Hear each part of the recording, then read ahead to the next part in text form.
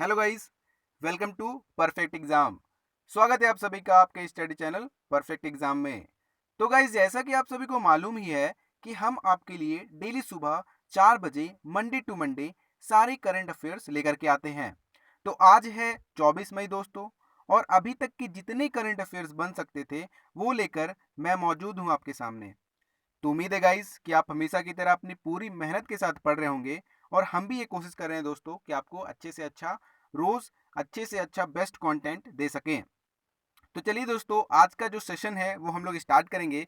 तो हमारा जो पहला क्वेश्चन है, पहला जो प्रॉब्लम है वो आपके सामने ये है कि कोरोना ट्रैकर बनाने वाली आईआईटी संस्था कौन सी है।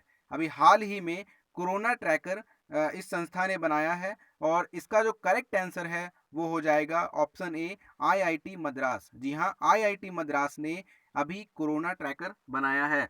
तो हम लोग देख लेते हैं, पूरे फुल डिटेल्स को जानेंगे। हर एक क्वेश्चन के बारे में हम लोग पूरा इसको एग्जामिन करेंगे, एनालाइज करेंगे। तो चलिए इसके बारे में जान लेते हैं। तो आईआईटी मद्रास के इनक्यूबेटेड स्टार्टअप ने कलाई आधारित ट्रैकर को विकसित किया है। कलाई आधारित यानी कि रिस्ट वॉच की तरह इसको विकसित किया गया है। अच्छा, ये काम कैसे करेगा दोस्तों? तो त्वचा के तापमान को मापेगा, heart beat, blood oxygen saturation के बारे में भी जानकारी देगा। और इसी के साथ साथ इस ट्रैकर में ब्लूटूथ लगा हुआ है, और इसे म्यूज हेल्थ ऐप के द्वारा, किसके द्वारा दोस्तों? तो म्यूज हेल्थ ऐप के द्वारा मोबाइल फोन से कनेक्ट किया जा सकता है। अच्छा, ये जो ऐप है वो आरोग्य सेतु से भी नोटिफिकेशंस ले सकता है, और अगर यूजर कंटेनमेंट जोन में इंटर करेगा तो उसको पहले ही अलर्ट कर दिया जाएगा। अच्छा दोस्तों, तो आपके मन में ये सवाल उठ रहा होगा कि ये कब आएगा। तो ये आज से 15 दिनों के भीतर में ये जो प्रोडक्ट है वो बाजार में उतार दिया जाएगा। तो चलिए हम लोग देख लेते हैं, हमारा जो अगला क्वेश्चन है वो ये है कि सितंबर से शुरू होने वाले हुनर हाट की थीम क्या है। जी हाँ, हुनर हाट को फिर से स्टार्ट किया जाने वाला है, जो कि सितंबर को होगा। इसी साल सितंबर में ये हुनर हाट जो है वो स्टार्ट किया जाने वाला है। तो इसका जो थीम है वो है, इसका करेक्ट आंसर हो जाएगा वो है ऑप्शन टू, लोकल से ग्लोबल। जी हाँ, लोकल से ग्लोबल इसका थीम होने वाला है हुनर हाट का, जो कि सितंबर माह से, सितंबर महीने से स्टार्ट होने वाला है। तो हम लोग आइए जान लेते हैं इसके फुल डिटेल्स के बारे में, क्या क्या चीज़ें इसमें है। अच्छा, इस बार के इसके जो नोटिफिकेशन है, इनके रिलेटेड नोटिफिकेशन है, उनमें ये कहा गया है कि इस बार का जो आयोजन है उसमें पहले से ज़्यादा दस्तकार और शिल्पकार भाग लेंगे, और इस दौरान में शारीरिक दूरी यानी सोशल डिस्टेंसिंग का भी ख्याल रखा जाएगा। और इसके साथ फरवरी 2020 में इंडिया गेट में हुनर हाट का आयोजन भी किया गया था, जो आपको पहले से ही मालूम है।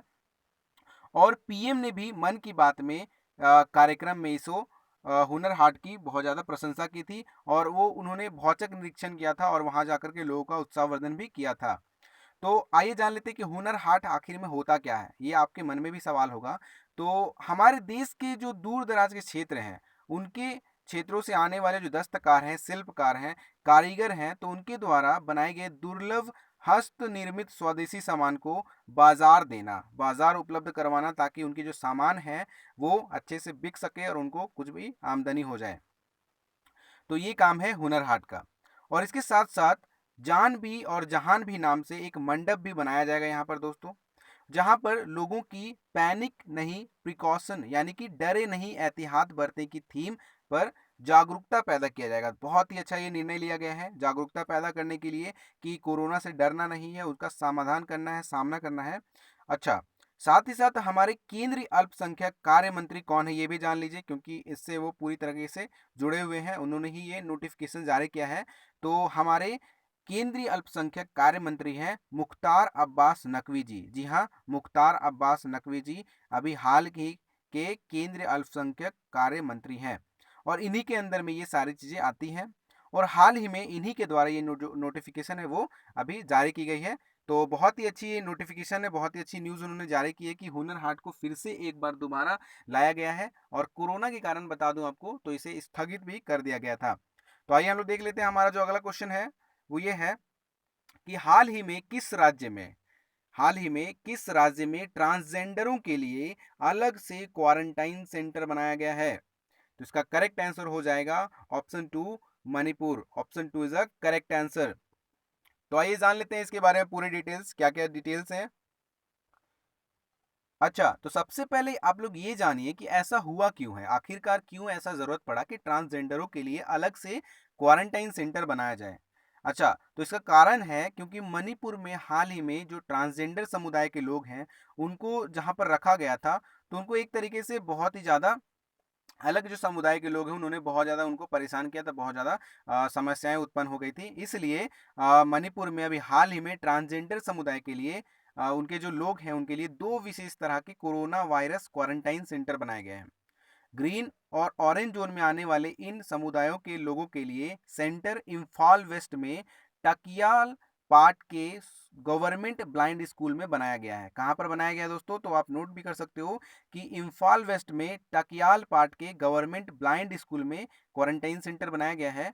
और बात करें अगर रेड जोन की, तो दोस्तों रेड जोन के लिए इम्फाल ईस्ट में, ठीक है, इम्फाल ईस्ट में कोई रेंगी स्कूल में ये सेंटर बनाया गया है, जिनमें 25 से 20 लोगों की रहने की व्यवस्था की गई है।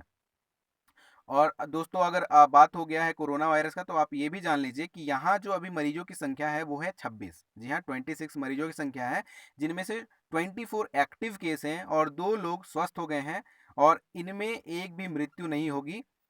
ठीक है, इनमें एक भी मृत्यु अभी तक नहीं हुई है। तो इसी प्रकार हम लोग अपने अगले क्वेश्चन की ओर बढ़ेंगे।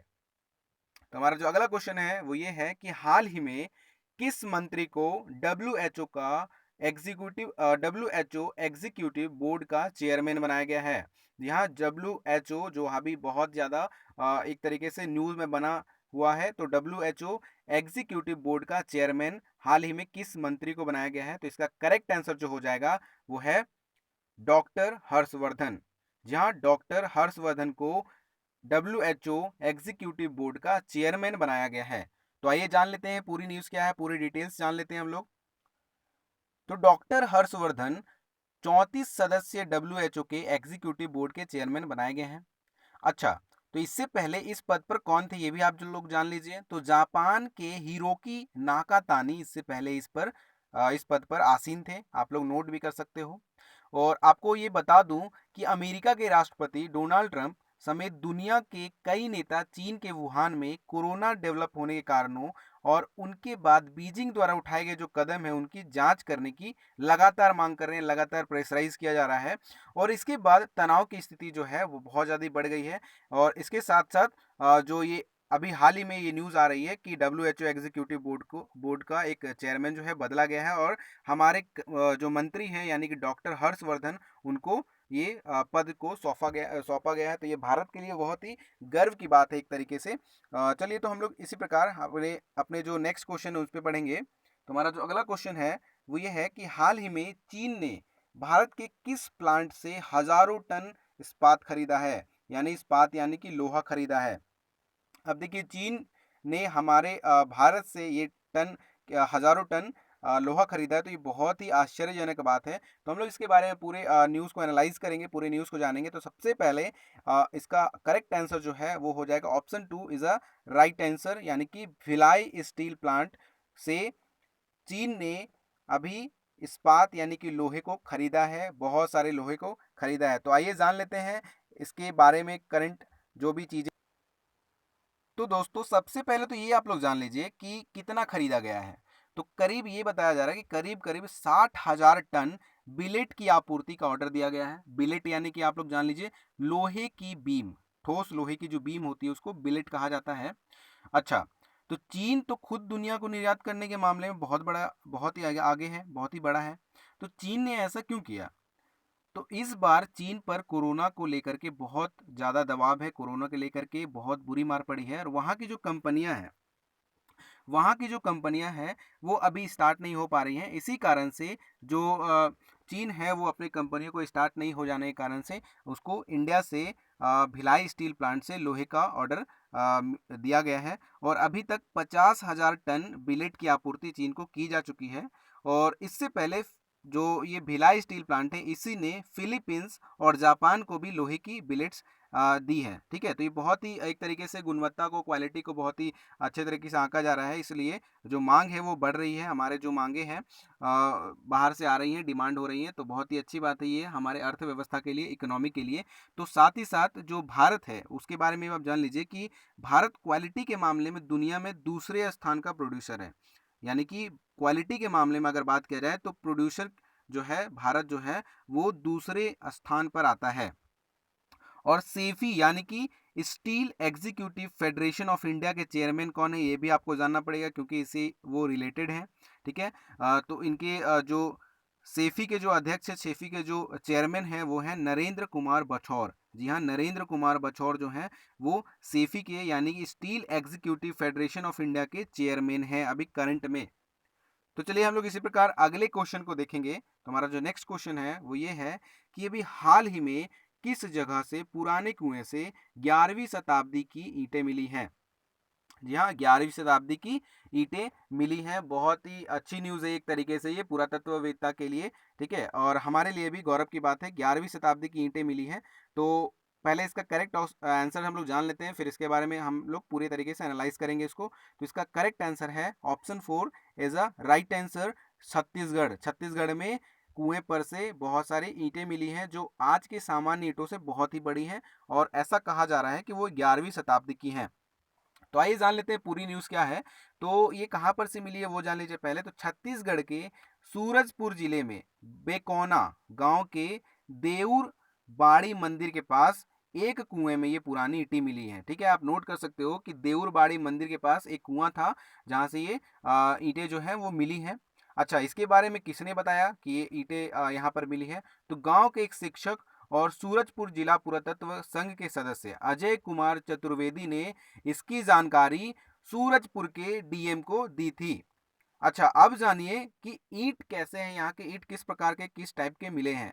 तो निकाली गई जो ईंटें हैं उनकी लंबाई बताई जा रही कि 13.6 इंच है, यानी कि 13.6 इंचेस है। और चौड़ाई की बात की जाए तो चौड़ाई जो है वो 3.1 इंच है, 3.1 इंच है। अच्छा, इस कुएं को बनाया कब गया था? तो इस कुएं को 60 साल पहले बनाया गया था। और इसमें जो ईंटों की इस्तेमाल हुई थी वो ईंटें बगल में पड़े हुए थे, वहां से खुदाई हुई थी, वहां से लोगों ने निकाल करके ये बनाई हुई थी। ठीक है, और इसके पहले 25 दिसंबर 2009 को देऊर बाड़ी शिव मंदिर के निर्माण के समय इसी तरीके से खुदाई के दौरान बड़ी बड़ी दीवारों के अवशेष भी नजर आए थे। अच्छा, ऐसा माना जा रहा है कि प्रतापपुर मंदिरों की नगरी है। ठीक है, और प्रतापपुर में वर्तमान में टोटल 11 पुराने मंदिर हैं, और भी बहुत सारे मंदिर हैं, लेकिन ऐसा अनुमान लगाया जा रहा है कि जो बेकोना में मंदिर बनाए गए होंगे तब इसी ईंटे से जुड़ाई की गई होगी, और ये जो मंदिर है समय बीतने के साथ साथ जमीन में दफन हो गया होगा। ठीक है, दफन हो जाता है क्योंकि बहुत सारे सालों के कारण बहुत सारे चीज़ें होती हैं। ठीक है, सॉइल इरोजन होता है यानी मिट्टी का कटाव होता है, तो उसके कारण हो सकता है कि ये बहुत सारे जो मंदिर हैं वो दफन हो गई होंगी। तो चलिए हम लोग इसी प्रकार हम लोग नेक्स्ट क्वेश्चन देखेंगे। तो हमारा जो अगला क्वेश्चन है उससे पहले आप लोग जान लीजिए कि ये जो कुआं है, देखिए इसी कुआं में ये जो ईंटें हैं वो मिली हैं। तो ये जो कुआं आप देख सकते हो कि ये अलग टाइप से बनाया हुआ कुआं है, और पूरी तरीके से इसमें ईंटें दिख रही होंगी आपको थोड़ी थोड़ी। ठीक है, आप देख सकते हो लोग अभी इसमें पुरातत्ववेत्ता लोग जो हैं उसको अपने कब्जे में ले रखा है। तो इसी प्रकार हम लोग नेक्स्ट क्वेश्चन की ओर बढ़ेंगे। तो हमारा जो नेक्स्ट क्वेश्चन है वो है कि हाल ही में किस जिले में महुआ से सैनिटाइजर तैयार किया गया है। जी हाँ, महुआ से। तो आप लोग तो सुने होंगे कि महुआ से देसी शराब बनाया जाता है, और अभी हाल ही में महुआ से सैनिटाइजर भी तैयार किया जा रहा है। तो इसका करेक्ट आंसर हो जाएगा जसपुर। जी हाँ, Jaspur is a right answer. तो जसपुर जो है वहीं पर महुआ से सैनिटाइजर तैयार करने का काम किया गया है। तो आइए जान लेते हैं पूरी न्यूज़ क्या है। न्यूज़ तो पहले तो आपके दिमाग में ये भी सवाल आया होगा ना कि महुआ जो है वो एक तरीके से तो देसी शराब बनाई जाती है, पर सैनिटाइजर कैसे बनाया जा रहा है बता दीजिए। अब सैनिटाइजर जो है वो महुआ में एक तरीके से अल्कोहल की मात्रा होती है, और यह काफ़ी हद तक कोरोना वायरस को खत्म कर सकता है, यानी उसको बहुत हद तक हटा सकता है। और साथ ही साथ ये हर्बल भी है। जी हाँ, बहुत बड़ी उपलब्धि इसकी है कि ये हर्बल है, और हम लोग आए दिन देख रहे हैं कि बहुत सारे सैनिटाइजरों का यूज़ किया जा रहा है, लेकिन वो हर्बल नहीं है। तो ये जो सैनिटाइज़र बनाया गया वो पूरी तरीके से हर्बल है। ठीक है, तो आपको मैं ये भी बता दूं कि जसपुर यानी कि छत्तीसगढ़ में ये उत्पादित महुआ सैनिटाइजर को मधुकम नाम से बाजार में उतारा जा रहा है। आप इसकी फोटो को देख सकते हो, मधुकम नाम से बाजार में उतारा जा रहा है। तो ये देख सकते हो आप इसकी फोटो, मधुकम हैंड सैनिटाइजर करके इसका नाम बताया गया है। और आप लोग देख लीजिए कि ये जो सैनिटाइजर है उसकी जो कीमत है वो है 60 मिली पैक की 30 रुपये, यानी कि 60 ml जो पैक की रहेगी उसकी 30 रुपये कीमत रखी गई है। तो कीमत ये बहुत ही साधारण कीमत है, आम लोग इसको आसानी से खरीद सकते हैं। और इसकी जो खास बात है, इसकी सैनिटाइज़र की जो खास बात है वो ये है कि महुआ की गंध इसमें से बिल्कुल भी नहीं आने वाली है। ये नहीं है कि महुआ से बनी हुई है तो महुआ की गंध आएगी, जी नहीं, बिल्कुल नहीं। तो ये बहुत ही अच्छी बात है और इससे लोगों को रोज़गार भी मिल सकते हैं, इससे रोज़गार सृजन हो रहे हैं। तो इसलिए इस प्रकार इसको बढ़ावा दिया जा रहा है ताकि हर्बल भी है और रोज़गार भी लोगों को मिल रहे हैं। और अभी हाल ही में 100 महिलाएं इसमें काम कर रही हैं, यानी कि 100 लोगों को, 100 महिलाओं को इसमें काम भी दिया जा चुका है। और आगे ये बताया जा रहा है कि अगर डिमांड बढ़ेगी तो और भी लोगों को इसमें रोज़गार दिया जाएगा। तो बहुत ही अच्छे तरीके से इसको निभाया जा रहा है। तो हम लोग देख लेते हैं, हमारा जो सेशन है वो यहीं पर समाप्त होता है। लेकिन इससे पहले आपको मैं एक क्वेश्चन बताऊंगा और उस क्वेश्चन का आपको जवाब कमेंट बॉक्स पर ज़रूर देना है। ये दोस्तों आपके लिए क्वेश्चन है, आपके लिए है। आप इसको ढूंढिए या तो कोशिश कीजिए और इसको अच्छे से लिखिए दोस्तों। आप लिखिएगा तो आपका जो प्रैक्टिस है वो लगातार होते रहेगा और आप एग्ज़ाम में कोई आपको दिक्कत नहीं होने वाली है। तो हमारा जो क्वेश्चन है वो आज का ये है कि वन नेशन वन वॉइस को हाल ही में किसने लॉन्च किया है। ये एक प्रोग्राम है, इसको हाल ही में किसने लॉन्च किया है। तो इसके बारे में दोस्तों आप सर्च कीजिए, पता लगाइए, अपने भाइयों को भी, अपने मित्रों को भी इसके बारे में बताइए ताकि उनको भी हेल्प हो सके। और इस क्वेश्चन का आंसर जरूर से जरूर आप लोग कमेंट बॉक्स में अच्छे से दे दोस्तों। और इसी प्रकार अगर आपको वीडियो अच्छा लगा हो, अगर आपको वीडियो हेल्पफुल लगा हो थोड़ा सा भी, तो अगर आप चाहते हैं कि मैं इसी तरीके के वीडियो को लाता रहूं तो कृपया करके आप लाइक और शेयर ज़रूर किया कीजिए ताकि हमारे जो अन्य मित्र हैं जिनको ये वीडियो नहीं मिली है उनको भी ये वीडियो मिल जाए, ताकि आप अच्छे से अपने करंट अफेयर्स को तैयार कर सकें और न्यूज़ जो जितने भी होते हैं उनके एनालिसिस भी आपको करके दिए जाएंगे। और साथ ही साथ अगर जो आप लोग अगर चैनल पर नए हो तो चैनल को सब्सक्राइब जरूर कर ले दोस्तों, ताकि कोई भी वीडियो, एक भी कोई भी वीडियो की नोटिफिकेशन आपसे मिस ना हो दोस्तों। और आप इसी तरीके से करंट अफेयर्स को देखते रहिए, घर में रहिए और अच्छे से रहिए दोस्तों। एग्जाम्स में आप ज़रूर क्रैक करोगे। तब तक के लिए मिलते हैं हम लोग अगले नए वीडियो में। अपना बहुत ही ज़्यादा ख्याल रखिएगा।